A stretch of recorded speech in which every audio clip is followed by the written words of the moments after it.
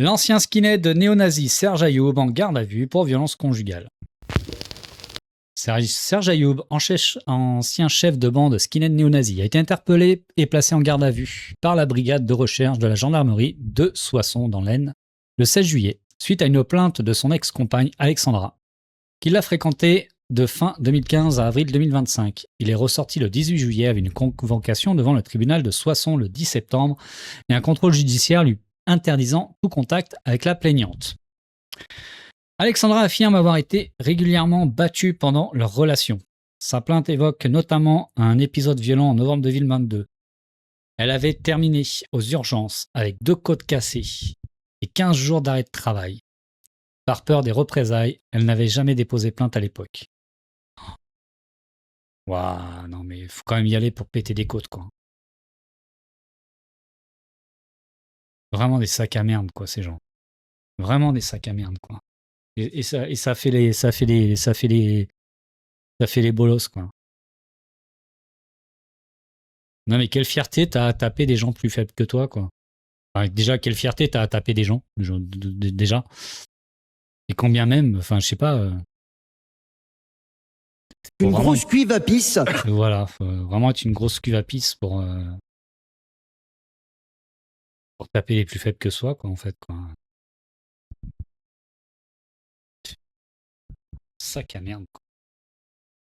Une autre ex-compagne d'Ayoub a témoigné en sa faveur, affirmant avoir elle aussi subi des violences régulières. Sac à merde, quoi.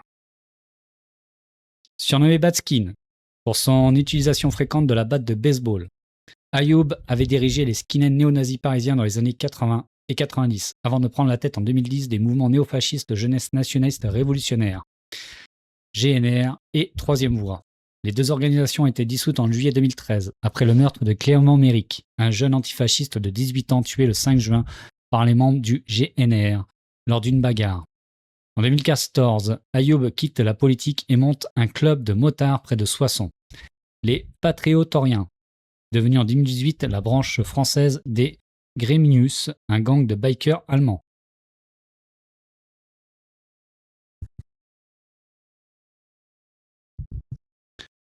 Il s'est fait aussi des ennemis dans ce milieu. En juin dernier, des bikers anonymes ont diffusé des conversations enregistrées laissant entendre qu'il était prêt à collaborer avec la police pour balancer des informations sur des rivaux, les Hells Angels et les Bandidos, puissante organisation internationale de bikers. Une enquête complète paraîtra dans les prochains jours. On va parler de Gabriel Lousteau, leader des néo-nazis parisiens condamné à 6 mois de prison pour un coup de tête. Le fils d'un proche de Marine Le Pen a comparé pour avoir frappé les clients d'un bar en avril. Ce dernier avait pris en photo ses camarades en soirée en train de faire des saluts nazis tout en exhibant des images de Jordan Bardella. Voilà.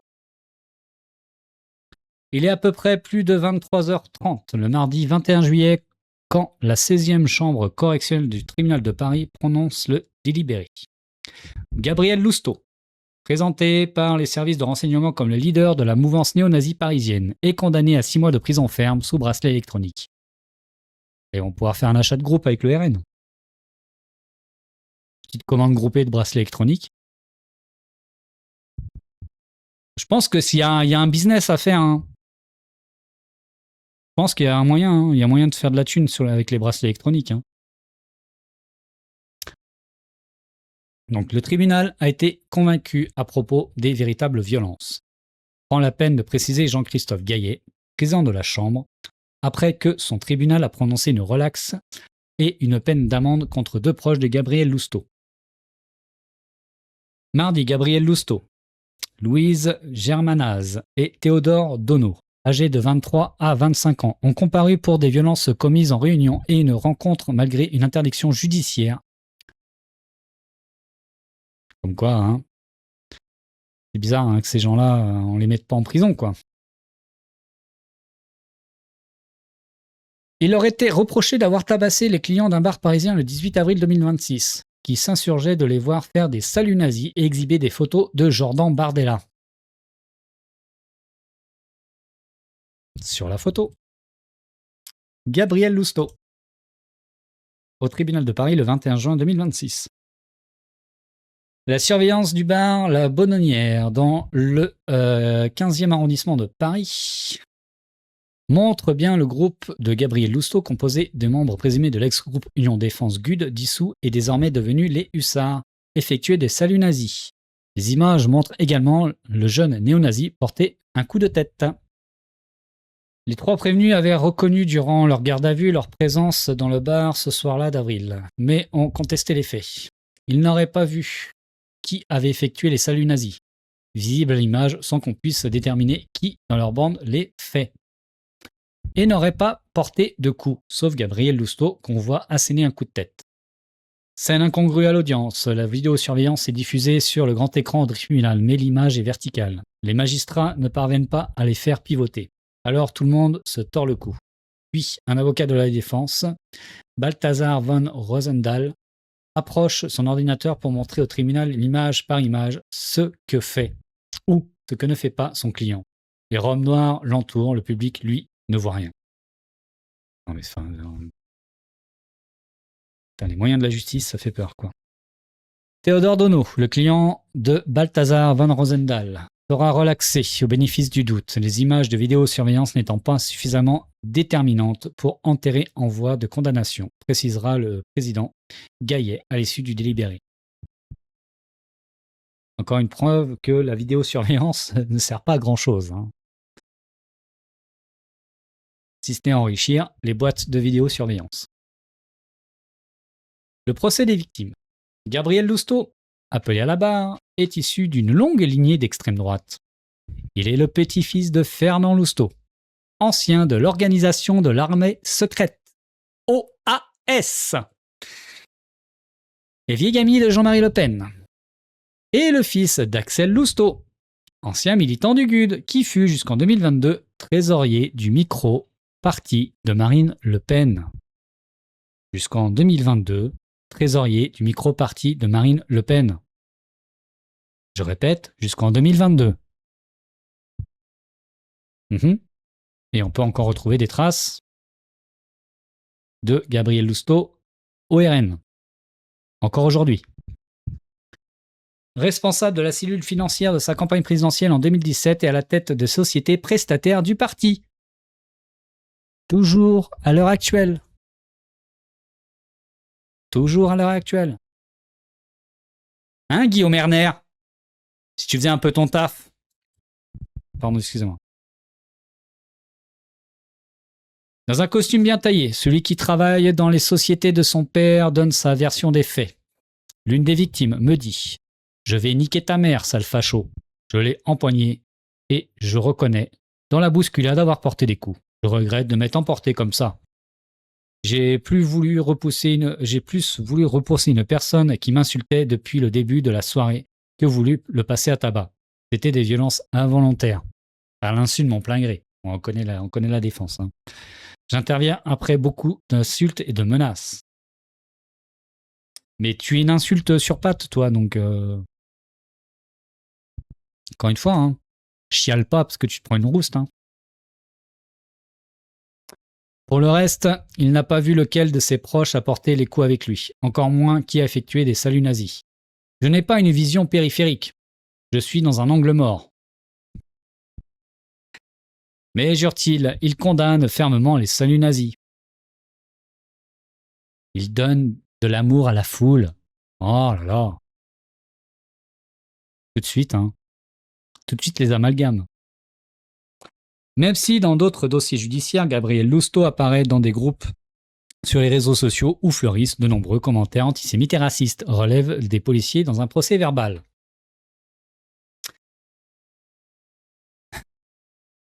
Il fait mine de s'étonner quand on l'interroge sur les images du président du Rassemblement national, brandies au cours de la soirée.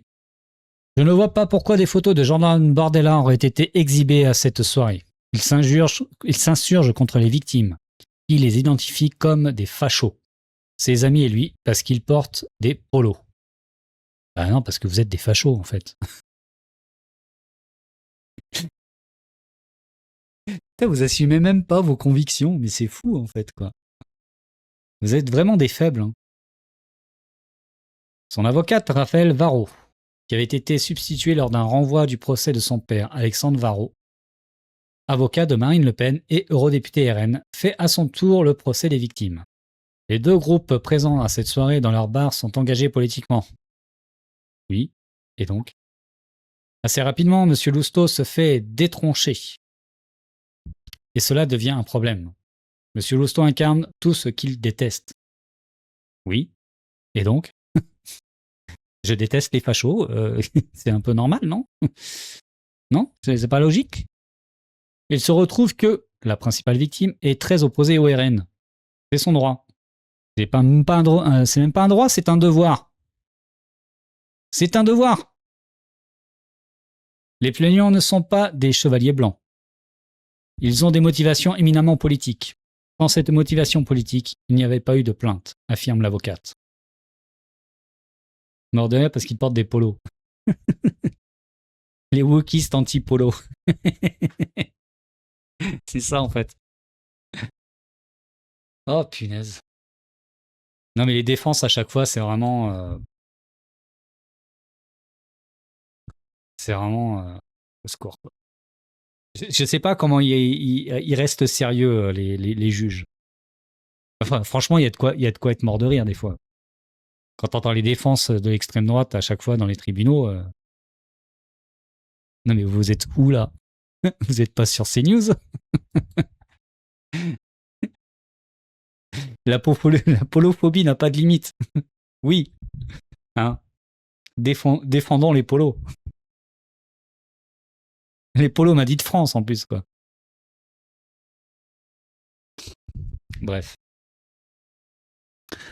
Rien dans le dossier ne laisse entendre que les deux victimes des journalistes, dont l'une travaille notamment à CNews, ont le moindre engagement politique. 3 000 € d'amende pour avoir passé la soirée avec Gabriel Lousteau. Louise Germanaz est un complice collatéral. Oui, à l'insu de son plein gré lui aussi. Reconnu par les victimes, il était présent au bar au moment de l'agression, mais il ne lui est reproché ni les coups ni les salunaises, seulement d'avoir rencontré celui qu'il n'avait pas le droit de rencontrer, Gabriel Lousteau. Bah oui. Oui, donc c'est pour ça que ces gens-là, vu que on leur... comment dire, la justice, c'est une décision juridique, ils n'ont pas le droit de se rencontrer. Vu que ces gens-là en ont absolument rien à foutre,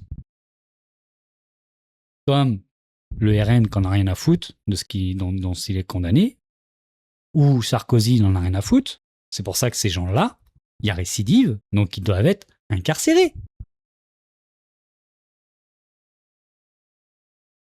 Dans notre système actuel, on n'a pas le choix que de les incarcérer, en fait, quoi. C'est pas des bracelets électroniques ou quoi que ce soit qui vont les arrêter. On voit bien qu'ils continuent. Ils en ont rien à foutre. Bon, bah, il y a un moment... Dans le système actuel, je vois pas ce qu'on peut faire de mieux que de les incarcérer. En 2024, les deux amis avaient été condamnés pour une agression homophobe après avoir un peu trop arrosé la victoire de Jordan Bardella et du RN aux européennes. Depuis, ils avaient interdiction de se voir pour encore quelques semaines au moment des faits. Enfin, déjà, la peine, je veux dire, t'as interdiction d'aller voir ton pote. Non, mais c'est sérieux, quoi. La rencontre Germanaz-Lousteau est fortuite, a plaidé l'avocate Ambroise Pal. On parle de 15 minutes où ils se sont rendus compte qu'ils étaient au même endroit et qu'ils ne se sont pas jetés par la fenêtre pour ne pas se rencontrer. À aucun moment il n'est établi qu'ils se sont parlé. Malgré tout, les juges ont condamné son client à une peine de 3 000 € d'amende.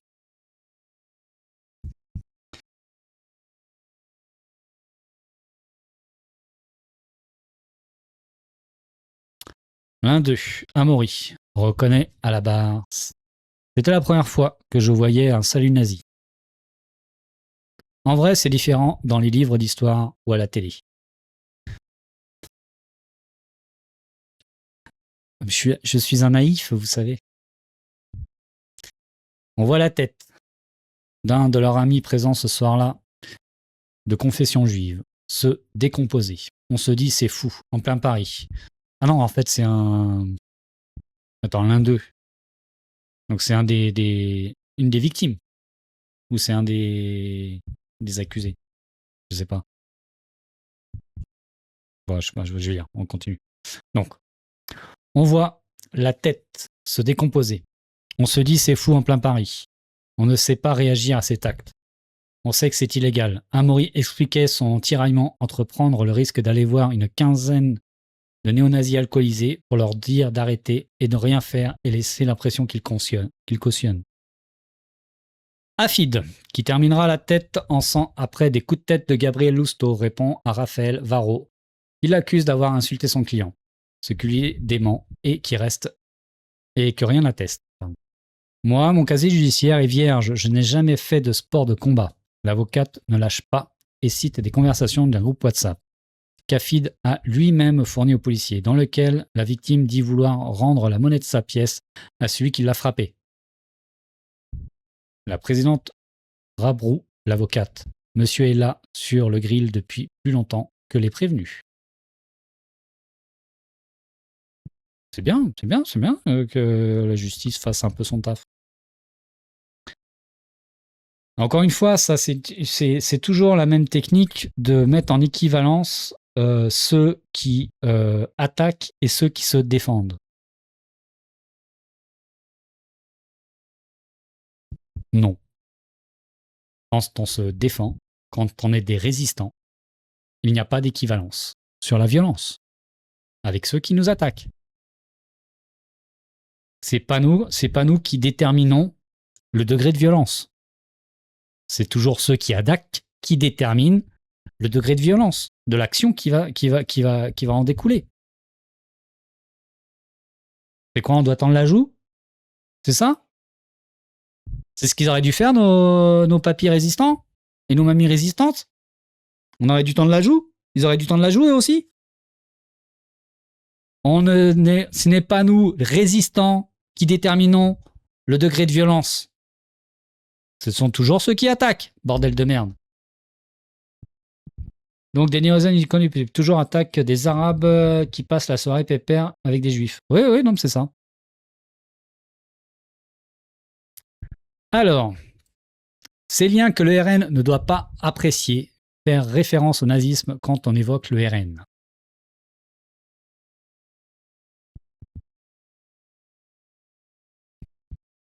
Les avocats des partis civils, Yuri Krasoulia et Laurent Pasquet-Marinacé dénoncent une inversion accusatoire de la part de la défense de Gabriel Lousteau dans un dossier qui ne laisse pas de place au doute. Il insiste, cette soirée à la bonbondière n'est pas un conflit politique qui dégénère, mais des journalistes qui, en infériorité numérique, tentent d'arrêter une infraction, qui prennent le risque d'affronter une bande de butors. Pour conclure, il évoque une précédente affaire, une agression homophobe dans laquelle déjà 2 des prévenus figuraient parmi 4 individus qui avaient déjà appelé de leur vœu l'arrivée au pouvoir de Jordan Bardella et d'Adolf Hitler. Ce lien que le RN ne doit pas apprécier, faire référence au nazisme quand on évoque le RN. Cette bonne blague, cette photo, soulignent les avocats. Lors de son réquisitoire, lors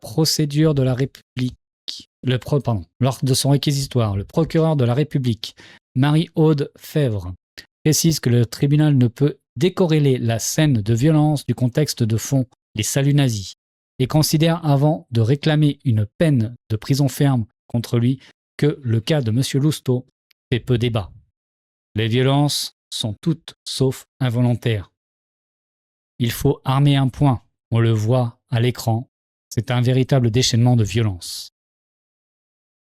Petite photo de 2016 de Gabriel Lousteau et de Jean-Marie Le Pen. Souffle fort, ouais, souffle fort. Un peu plus tôt dans l'audience, une question de la procureure Gabriel Lousteau avait déclaré « Oui, j'ai surréagi, mais je n'avais pas une volonté sanguinaire. » Je n'avais pas une volonté sanguinaire. Ça, c'est de la défense.